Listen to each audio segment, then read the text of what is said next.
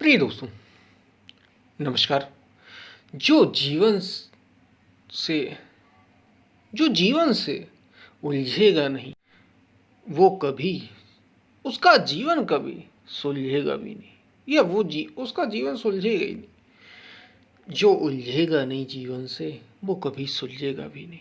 इसी पर हम वीडियो में बात करेंगे। उससे पहले अगर आप चैनल पर नए हैं तो सब्सक्राइब भी करें। वीडियो को पूरा सुनेंगे तो आप इसका अधिक लाभ ले पाएंगे। पसंद आए वीडियो तो शेयर ज़रूर करना, जहाँ भी आप शेयर कर सकते हो।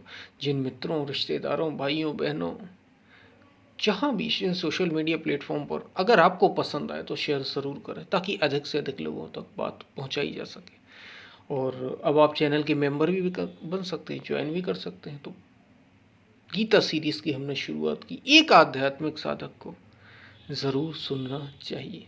हम चलते अपने वीडियो की तरफ। प्रिय दोस्तों, जो जीवन से उलझेगा नहीं, उसका वो कभी सुलझेगा भी नहीं। जो जीवन से उलझेगा नहीं, जो कभी उलझा ही नहीं, जिसने खतरे उठाए ही नहीं, वो कभी सुलझेगा भी नहीं। ये समझे, उसका विकास ही नहीं होगा। वो बस यूं ही पड़ा रह जाएगा। बीज भी संघर्ष करता है वृक्ष बनने के लिए, क्या आपको पता है?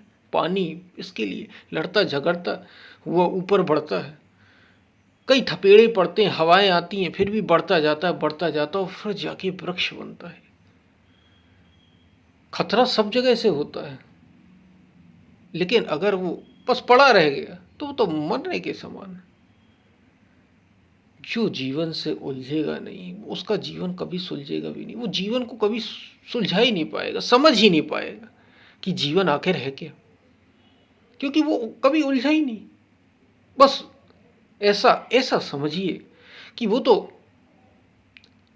देखिए, कुछ ज़रूरतें हैं मनुष्य की, खाने पीने सोने रहने की, इनमें ही लगा पड़ा है।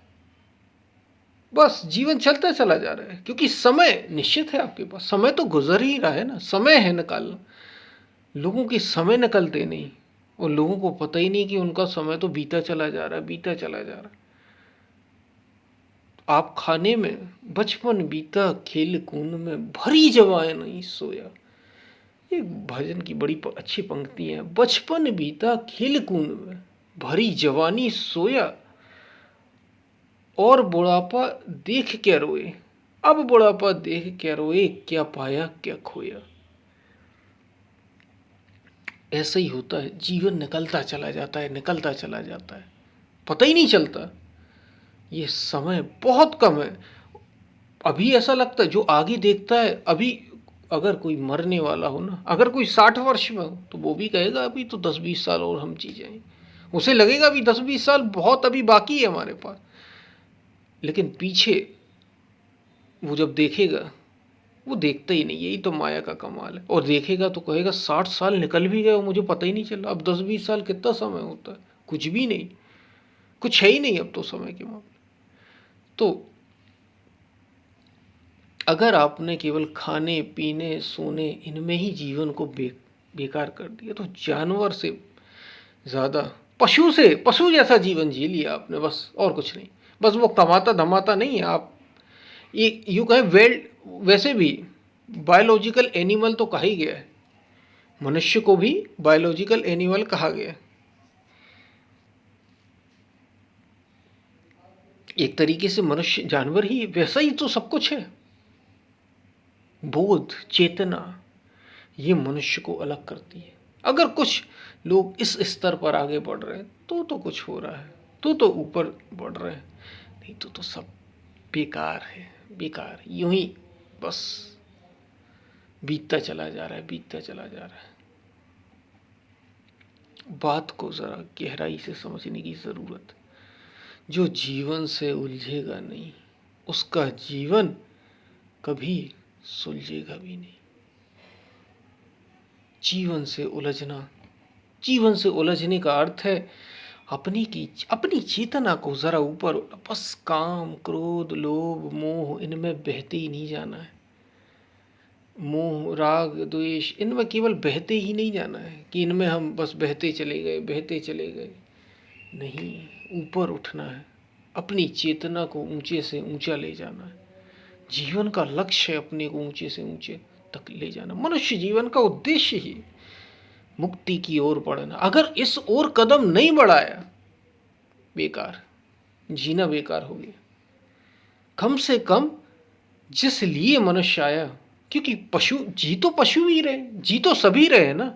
एक पौधा भी जी रहा है, उसमें तो वैसे वो तो वैसी क्रियाशील भी नहीं है, क्रियाशीलता नहीं है पेड़ पौधे में, वो तो एक जगह स्थिर है, तो भी वो जीवन तो जी ही रहा है।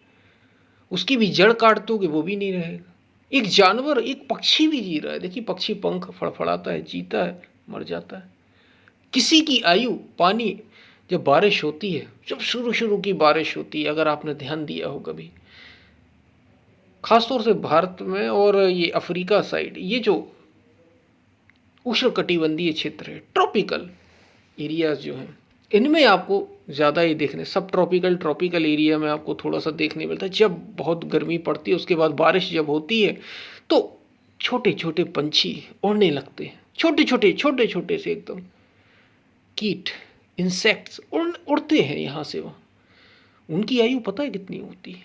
बस उड़े और टकरा गए और मर गए, इतनी सी आयु। जन्म हुआ और मर गए। बस उड़ते हैं, टकराते जाते हैं, मरते चले जाते हैं। शायद 1 घंटे, शायद 2 घंटे, कुछ कुछ का तो 1 ही मिनट, 2 मिनट, पैदा हुए और मर गए। ये उनकी जीवन की आयु है। तो जी तो वे भी रहे, केवल जीने से बात नहीं बनती। अगर जीना है, जीना पता है किसको कहते? चेतना को ऊंचे से ऊंचा उठा। इसको ये समझना कि मनुष्य का जीवन क्यों मिला,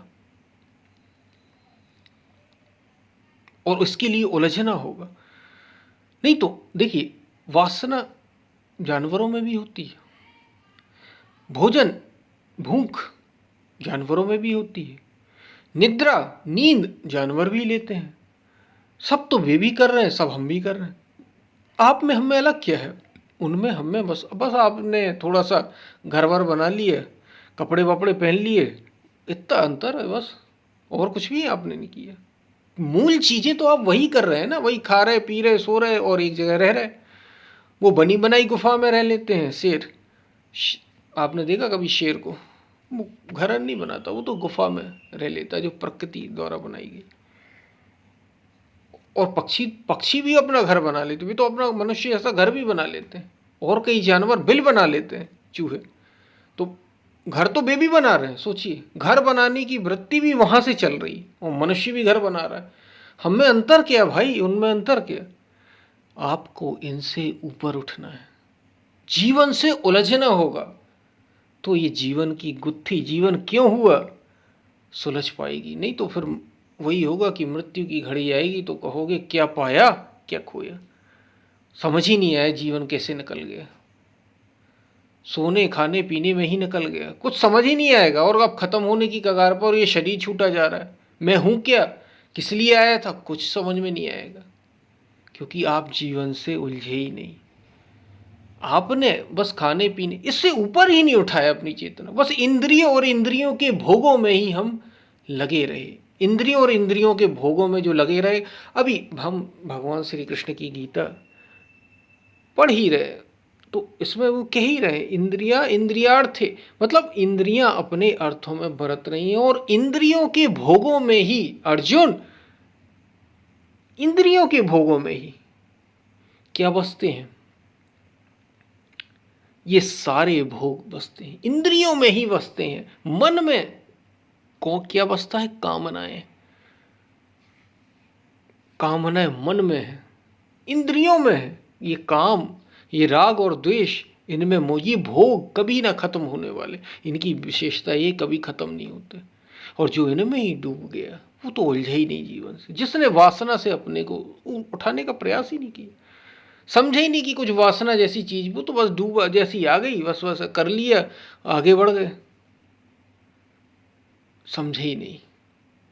उसका जीवन वो कभी सुलझा ही नहीं पाएगा, जीवन क्या है वो जीवन को सुलझा ही नहीं पाएगा, जीवन की गुत्थी ही नहीं समझ पाएगा, ना सुलझा पाएगा। संत तुलसीदास कहते हैं, तुलसीदास कहे चिद बिलास, जग बूझत बूझत बूझे, बूझते बूझते ये जगत समझ में आता है। तुलसीदास कहे चिद बिलास, ये चिद का, ये मन का पट प्रसार, ये जो जगत है, बूझत बूझत बूझे, बड़े बूझते सुलझाते सुलझाते ही सुलझ जाता है। नहीं तो आप बहुत अंत समय पछताएंगे। फिर अंत समय पछताने के अलावा और कुछ बचेगा नहीं। इसलिए इस बात को समझो, इस बात को समझो और जीवन से भिड़ जाओ, अपने को ऊपर उठाओ। केवल शरीर की सीमाओं में या इंद्रियों की भिड़ने का मतलब क्या? भीतर की ओर मुड़ो। केवल इंद्रियों और इंद्रियों के भोगों में जिससे इंद्रियां भाग रही, या शरीर और शरीर के भोगों में ही लिप्त न रह जाना, इनसे ऊपर उठना, इनसे निर्लेप होने का प्रयास करना, ये भिड़ना है, ये लड़ना है, ये आगे बढ़ने का प्रयास, ये सुलझाने का प्रयास।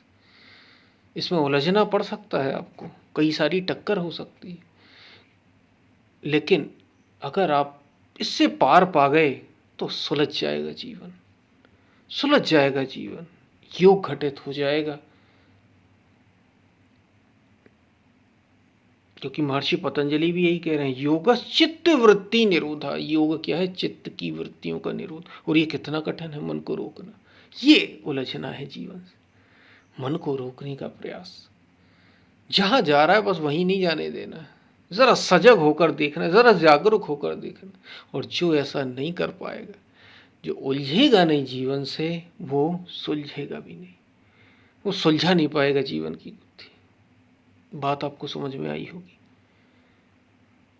जो कहने का प्रयास किया जा रहा है, शायद आप तक बात पहुंची हो ठीक ठीक। पसंद आए वीडियो तो शेयर ज़रूर करना। अगर आप चैनल के अभी अभी मेंबर बन सब्सक्राइब किया हो तो मेंबर भी आप बन सकते हैं, ज्वाइन भी कर सकते हैं। गीता सीरीज ज़रूर सुनना चाहिए, शेयर ज़रूर करें। पसंद आए तो हम फिर मिलते हैं, तब तक के लिए धन्यवाद। कोई प्रश्न हो तो ज़रूर पूछना।